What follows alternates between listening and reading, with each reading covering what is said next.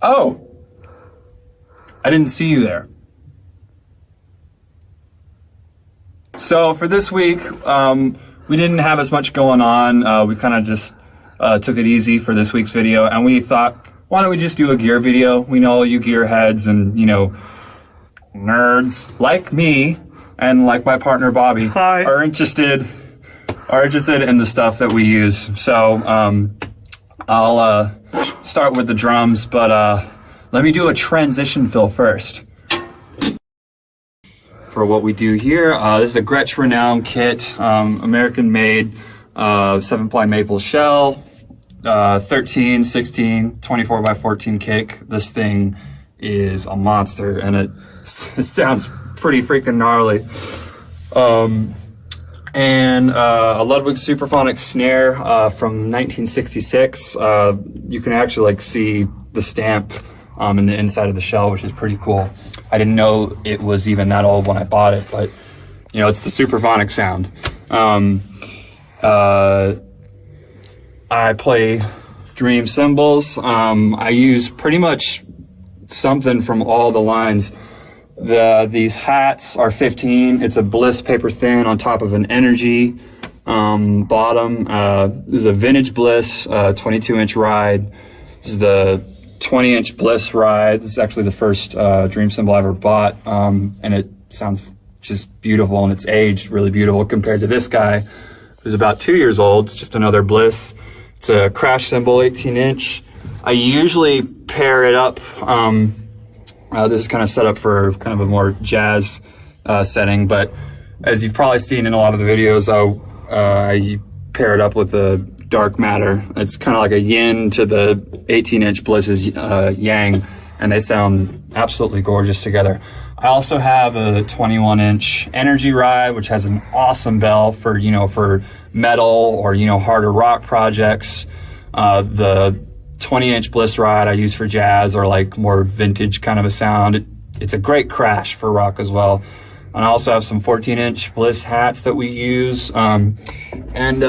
This little guy, the Scott Pilgrim effect cymbal, you can throw it on top of, you know, a snare drum, a ride cymbal. They sound really cool on the hi-hats. It's also by Dream? It's all, if it's metal and goes on a drum and sustains, it's made by Dream. For just, you know, drum stuff, you know, I have a couple of the big fat snare drums, if, you know, just for that kind of sound, you know, for like a, you know, 70s disco backbeat kind of sound.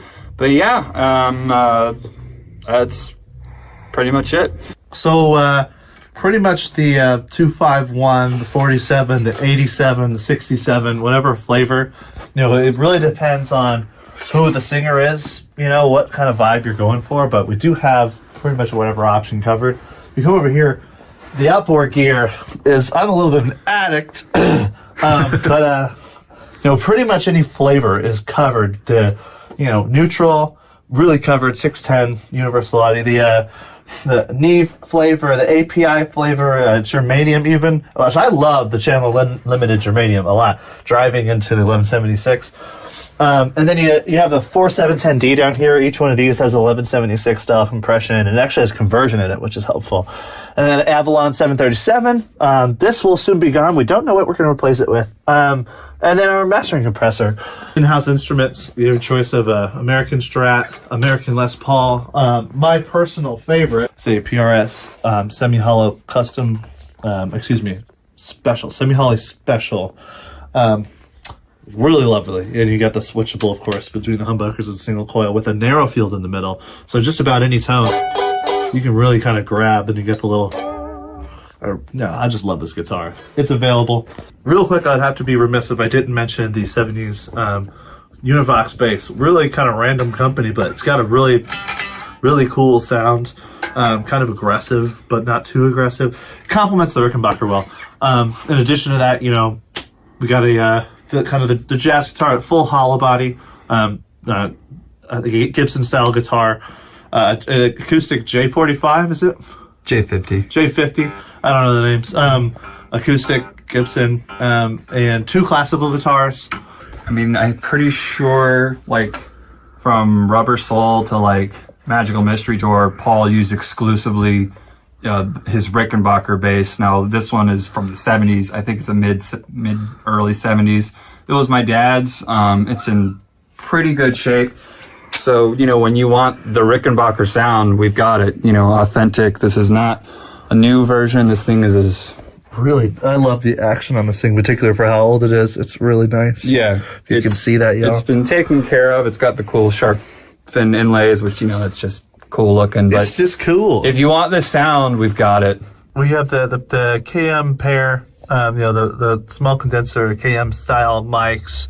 421 on the floor, Tom. 421 on the floor, 57s on that tom and the snare, beta on the kick, and sometimes the 47 outside of it, but a lot of times that'll do the job. So I wanted to go over the whole board here, but that board goes into SDI, runs into a kind of effect thing that I designed that kind of emulates the guitar interacting with the loudspeaker, so it sounds like it's being played, then goes into actually guitar rig after that. Guitar rig is good if you feed it right. You gotta feed it right. I also drive the stuff out of the Focusrite into the all buttons in 1176 style compressor, and that gives you cool distortion that's genuine and analog, that then also feeds into the thing I mentioned that I kind of designed that I'll keep to myself, that goes into the guitar rig itself, that then kind of gives you that full, like, real guitar tone. The bass is simpler. That's the bass is DI into Universal Audio 610, which drives into a there's no pedals. I mean, if they want to bring pedals, you can, but that goes 610 into LA2A. And then the vocals, you've heard, you know, really cool sounds come out of. I use, because a lot of times I think you get harsh sounds with mics like this. I use it, the thing I mentioned, Chandler Limited Germanium, and drive it. And I drive that into an 1176. You're starting to see a pattern. Love the 1176s. Warm Audio, you're awesome. We love you. And yeah, I think that's really all the kind of gear stuff. I mean, Sure. You already API saw the nicer mics. Yeah, the API style I use for the tom kick snare, and then the Neve style I use for the overheads. And all of it's frankly Warm Audio. They're awesome. And if you really want to sit here and tell me they're not, then okay.